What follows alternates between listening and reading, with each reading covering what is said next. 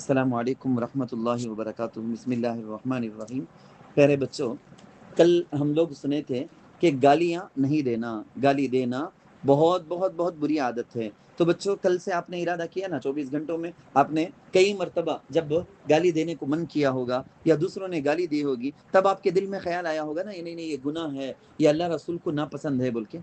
بچوں، کل بھی میں ایک حدیث سنایا تھا، سباب المسلم فسوق وقتالہ کفر بول کے۔ حدیث کا مطلب کیا؟ گالی دینے والے نے، کوئی آدمی گالی دیا ہے تو وہ فسق اور فجور کا کام کیا ہے، فسق و فجور کا کام۔ اور ایک حدیث بھی میں سنا ہے نا، اپنے امی ابا کو بعض لوگ گالی دیتے ہیں بول کو۔ کیا مطلب اس کا؟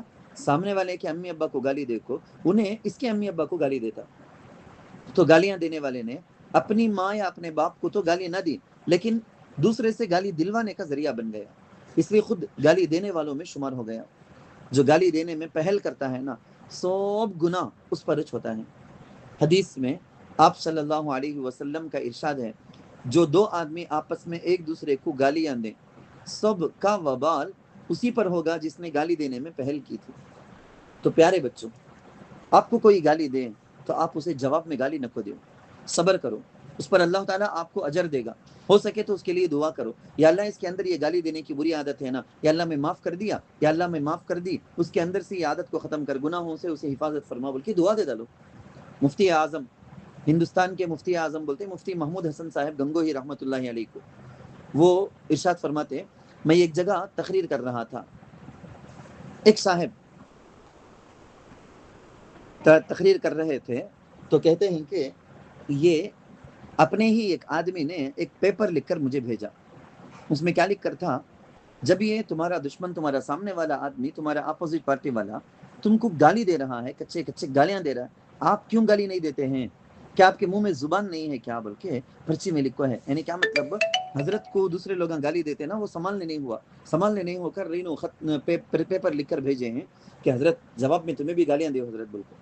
تو حضرت بولے کہتے ہیں، ہاں بھائی، میرے منہ میں زبان نہیں ہے، زبان اللہ تعالیٰ کی نعمت ہے، اس کا حق یہ ہے کہ اس کو اچھے کاموں میں مشغول رکھیں، اسے کون سے کاموں میں یوز کرنا؟ اچھے کاموں میں، ذکر، تلاوت وغیرہ، واعظ بولنا، یہ بیان کرنا۔ غلط جگہ اس زبان کو استعمال کرنا ناشکری ہے۔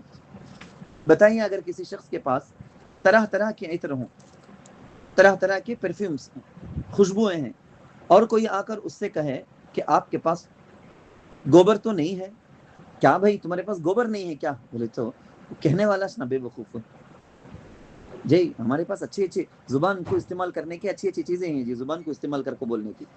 یہ بری چیز استعمال میں نہیں کرتا ہوں بولے تو اس میں میری اچھا ہی سنا، یہ سوچنا۔ بچوں، یہ پرفیوم کی جو مثال دیا، اسی طرح سے اپنی زبان کو سمجھو۔ حضرت بولے کہتے، اس لیے میں تو گالی والی زبان سے محروم ہوں، یعنی گالیاں دے جیسا ویسی گندی زبان میرے پاس نہیں ہے، میرے منہ میں ویسی زبان نہیں ہے۔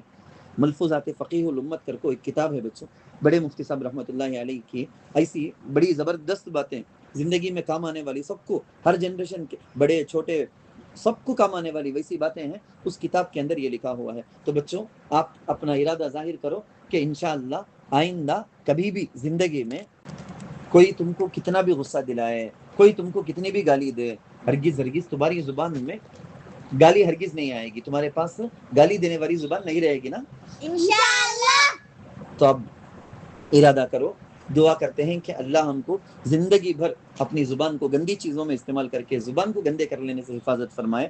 ہمارے منہ میں گوبر نہیں، ہمارے منہ میں جو زبان ہے اس میں قسم قسم کی عطریں، قسم قسم کی عطر کی خوشبوئیں اس سے نکل سکتی ہیں، تلاوت کر سکتے، ذکر کر سکتے، اچھی باتیں بول سکتے ہیں۔ اللہ تعالی ہم سب کو عمل کی توفیق عطا فرمائے، آمین۔